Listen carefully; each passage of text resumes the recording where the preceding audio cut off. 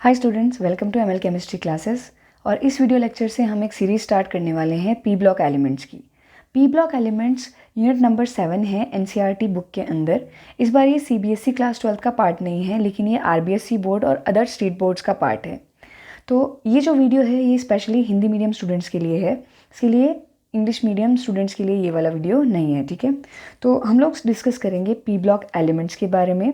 Class 11th के अंदर P block elements में ग्रुप नंबर 13 एंड 14 रखे जाते हैं। इसके अलावा अगर हम बात करते हैं ग्रुप नंबर 15, 16, 17, 18, ये सारे के सारे ग्रुप्स की स्टडी आप लोगों को क्लास 12 की बुक के अंदर करनी है। तो हम लोग पूरा बोर्ड के हिसाब से चलने वाले हैं। तो हम लोग यहाँ पे डिस्कस करेंगे about group number 15, group number 16, 17 and 18। ठीक है, देखिए सबसे पहले हम एक नॉर्मल सी चीज़ समझते हैं कि हमारे पास में पीरियोडिक टेबल होती है और पीरियोडिक टेबल को हम लोग 4 पार्ट्स के अंदर डिवाइड करते हैं। ये जो डिवाइडेशन है ये इस बेसिस पे है कि जब भी किसी एटम के अंदर या किसी परमाणु के अंदर कोई इलेक्ट्रॉन आएगा तो आने वाला लास्ट इलेक्ट्रॉन किस कक्षक के अंदर या किस ऑर्बिटल में एंटर कर रहा है, उसी के बेसिस पे जो आपकी पीरियोडिक टेबल है, आवर्त सारणी है, इसको 4 भागों में बांटा गया है। जैसे कि आप लोग पढ़ते हो कौन कौन से भाग होंगे, कौन कौन से ब्लॉक होंगे 4। एक होता है एस ब्लॉक, दूसरा होता है पी ब्लॉक, तीसरा होगा डी ब्लॉक और फोर्थ हो जाएगा आपका एफ ब्लॉक। इसके अंदर एस ब्लॉक की स्टडी आप क्लास 11th में करके आते हैं।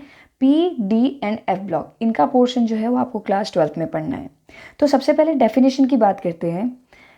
कोई भी ऐसा तत्व जिसमें आने वाला जो लास्ट इलेक्ट्रॉन है, अगर वो पी कक्षक के अंदर एंटर कर रहा है तो बच्चों हम लोग उसको बोलेंगे पी ब्लॉक तत्व या पी ब्लॉक एलिमेंट। तो इसकी डेफिनेशन लिखी गई है, ऐसे तत्व जिनमें उपस्थित इलेक्ट्रॉनिक विन्यास में आने वाला अंतिम इलेक्ट्रॉन पी कक्षक में प्रवेश करता है, इन्हें कहा जाएगा पी ब्लॉक तत्व। ठीक है, ये एक जनरल डेफिनेशन हो गई। अब जनरल डेफिनेशन जब भी आप लोग पढ़ते हैं तो उसके बाद में आपको इनका सामान्य इलेक्ट्रॉनिक विन्यास पता होना चाहिए। इलेक्ट्रॉनिक विन्यास का मतलब इलेक्ट्रॉनिक कन्फिग्रेशन। देखिए इलेक्ट्रॉनिक कन्फिग्रेशन के मुताबिक अगर देखा जाए तो इनका सामान्य इलेक्ट्रॉनिक विन्यास होगा NS2 NP1 से लेकर 6। इसका मतलब क्या हुआ, सबसे पहली चीज़ तो जो आने वाला लास्ट इलेक्ट्रॉन है वो एनवे कोश के अंदर जाएगा, जिसे आप लोग अल्टीमेट शेल भी बोलते हो या संयोजी कोश भी बोलते हो। इसमें हमेशा जो एस कक्षक होंगे वो पूरे भरे हुए होंगे। देखिए NS2 मैंने 1 से 2 नहीं लिखा है, और NP1 से 6 का मतलब ये है कि अगर आप कोई भी पी ब्लॉक का तत्व उठाओगे तो उसके अंदर जो लास्ट वाला पी कक्षक है उसमें 1 से लेकर 6 तक आपको इलेक्ट्रॉन्स मिल सकते हैं। तो ये हो गया आपका सामान्य इलेक्ट्रॉनिक विन्यास। ठीक है, अब पी ब्लॉक के वर्ग कौन कौन से हैं, तो वर्ग संख्या यानी ग्रुप नंबर 13 से लेके ग्रुप नंबर 18 तक के जो भी आपके वर्ग आएंगे वो किसके अंदर इंक्लूड किए जाएंगे, पी ब्लॉक तत्वों के अंदर।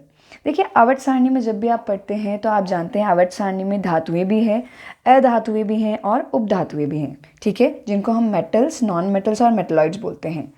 पी ब्लॉक इकलौता ऐसा ब्लॉक है जिसके अंदर ये तीनों चीज़ें पाई जाएंगी। यहाँ पर मेटल भी होगी, नॉन मेटल भी होगी और मेटलॉइड भी होगी। देखिए मैं आपको दिखाती हूँ, यहाँ पर ध्यान से देखिए, ये सारे के सारे जो एलिमेंट्स हैं ये पी ब्लॉक से बिलोंग करते हैं, मतलब ये पी ब्लॉक के अंदर पाए जाएंगे। अब यहाँ पे आप ध्यान से देखिए, ये है ग्रुप नंबर 13, 14, 15, 16, 17 और 18। ठीक है, यहाँ पर ये जो ब्लैक पेन से लिखे गए सारे के सारे एलिमेंट्स हैं, सारे के सारे तत्व हैं, ठीक है, जिन्हें हमने ब्लैक पेन से लिखा है। ब्लैक से लिखे गए सारे के सारे तत्व आपके क्या होंगे, धातुएं यानी कि मेटल्स। ठीक है, उसके बाद में ये जो पिंक कलर से अलग से लिखे गए हैं, silicon, arsenic, tellurium, एस्टेटिन, germanium, antimony, polonium, देखिए इनको रखा जाएगा अधातु में। तो जो पिंक कलर से लिखे गए हैं, इनको लिखा जाएगा उपधातुओं में। उपधातुओं का मतलब होता है कोई भी ऐसे तत्व जिनकी प्रॉपर्टीज़ जो होंगी वो धातु और अधातु के बीच की होंगी। ठीक है, उसके बाद में ये जो मैंने ऑरेंज कलर से लिखे हैं, ठीक है, ऑरेंज कलर से जो भी तत्व लिखे हैं बेटा ये सारी की सारी क्या होंगी, धातुएं। ठीक है, मेटल्स। अब लास्ट में ये जो ब्लैक कलर से लिखे हैं ये वाले सारे तत्व बाद में डिस्कवर किए गए थे, तो इनमें से ज़्यादातर रेडियो एक्टिव एलिमेंट्स होते हैं। ठीक है, तो ये आपका पूरा का पूरा पी ब्लॉक होगा। मैं इसका निमोनिक्स बताती हूँ, यानी शॉर्ट ट्रिक कैसे आप याद रख सकते हैं। देखिए जो ग्रुप नंबर 13 है उसके लिए आप याद रखेंगे बैंगन, आलू, गाजर इन थैला। ठीक है, मैं ये लास्ट वाला जो पोर्शन है इसका अलग से बताती हूँ आपको। तो इसका हो जाएगा बैंगन, आलू, गाजर इन थैला। उसके बाद में ये ग्रुप नंबर 14, इसका होगा काशी गए शंकर पार्वती, या काशी गए शंकर प्रभु, ठीक है, या कहे शिव जी सुनो पार्वती जी। फिर ग्रुप नंबर 15 की बात करें तो न्यूजीलैंड, पाकिस्तान, ऑस्ट्रेलिया सब भिखारी या सब बिके, या नाना पाटेकर ऐश्वर्या सब बिके, ठीक है। उसके बाद में ग्रुप नंबर 16 के लिए हो जाएगा ओल्ड स्टाइल से टीपो, ठीक है, ओल्ड स्टाइल से टीपो। ग्रुप नंबर 17 के लिए फिर कल बाहर आई आंटी, आंटी आरती आप अपने टेस्ट के अकॉर्डिंग देख सकते हैं। ग्रुप नंबर 18 के लिए होगा हीना, नीना और कटरीना एक्सी रहना, ठीक है, हीना, नीना और कटरीना एक्सी रहना। तो ये यहाँ तक का पोर्शन डन। उसके बाद में अगर हम यहाँ की बात करें, देखिए इसके लिए हो जाएगा नहीं फिलहाल मेको लव तेरे से होगा, ठीक है, नहीं फिलहाल मेको लव तेरे से होगा। तो ये सारे के सारे निमोनिक्स हो गए। तो अब जो नेक्स्ट वीडियो होगी उसके अंदर हम लोग स्टडी करेंगे अबाउट ग्रुप नंबर 15, 16, 17, 18। इनके अंदर हम लोगों को बात करनी है इनकी परमाणविक त्रिज्या की, इनकी आयनन ऊर्जा की, इनकी विद्युत ऋणता, इलेक्ट्रॉन लब्धि एंथैल्पी, इनके भौतिक गुण, ऑक्सीकरण संख्या, रासायनिक गुण, और इसके अलावा इनके कुछ स्पेशल ऑक्साइड्स और हैलाइड्स, ठीक है। Thank you so much for watching. Hope this video is going to be helpful for you.